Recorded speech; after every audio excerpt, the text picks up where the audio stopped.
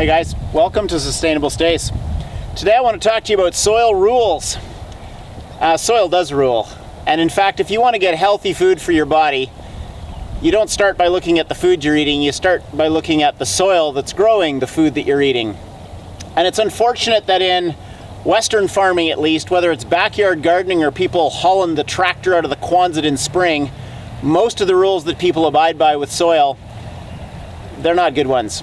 So stay tuned to learn how to treat your soil and how to unlearn some of those nasty habits that you might have borrowed from others. And better yet, you're a rookie and you've never touched soil before, this will be perfect because you'll go in with brand new habits that are good ones. Stay tuned. I'm Stacy Taves. For me, healthy food and sustainability are totally connected. You can grow it yourself. Nature is generous. Hey guys, welcome to Sustainable Stays. I want to show you about how to put your garden to bed in the fall or winter.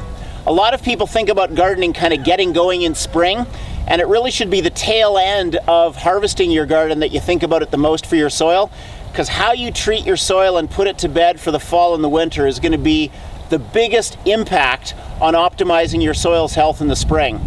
And the key here is to unlearn many rules that are so common both in backyard gardening and big agricultural kind of commercial models of farming.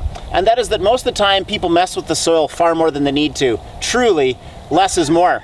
When you're done gardening in the winter or the fall and you've done your harvest, the key to put away your garden is how you treat the soil by protecting it from the elements. Soil doesn't like to be exposed any more than you like running around the public swimming pool with your swimsuit ripped off. It's going to make you shriek, scream, and cover up. And what we call that in gardening is weeds. So rather than having weeds grow, why don't you figure out a way to cover it up and protect it from the elements so it doesn't respond by being terrified and growing weeds? The thing that I do that's really simple and completely inexpensive is cover my soil with any compost or manure that I can get my hands on in the spring. And I'm talking just an inch or two. You get a little bit of that on your soil, that protects it. Then I do a layer of cardboard, which is generally free and easy to get. Try to make sure it doesn't have staples or tape in it. But I have found that when it's windy, my cardboard will dry out and then it'll blow away. So the magic bullet is coffee sacks for me, which I'm able to get a hold of easily. Coffee sacks stay heavy through the winter once they're moist. They keep the cardboard down. What that does is it's like putting a blanket over your garden. The soil builds beautifully on its own with that little bit of compost manure. Don't dig it in, don't rototill it, and that goes the same for spring when you start up. I'll speak more in another video about drip irrigation, which is so much more efficient to get water right to the plant root system rather than spraying and evaporating all over the place and watering stuff you don't want to water. So you can optimize getting your water right to the place where your plants are, and when you come to spring to get ready to dig in, you don't have to turn your soil at all. You just got to create a space where you're going to put a seed or a seedling, and that's where you'll expose your sacks, get through your cardboard. It'll take you a little bit more time to plant than burying all of your garden soil, but you don't want to bury your garden soil.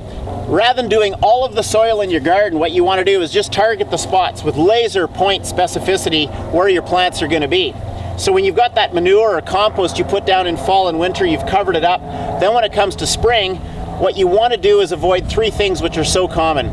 You don't want to compact your soil, which means I have a place to grow and I have a place to walk. And I don't walk where I grow, which means I want to have a garden bed that I can reach into the center of easily from the outside. I find that 4 to 5 foot wide beds are beautiful, and then you could have a nice path where you're going to walk, where you might need a wheelbarrow, or where your kids can run around and play.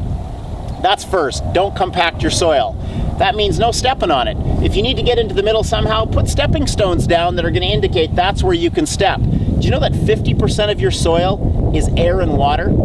Because of that, it's fragile. There's pathways and airways in there for air to get to soil, for water to get to roots and such. You don't want to disturb those by compacting them. You also don't want to till your soil. No rototillers.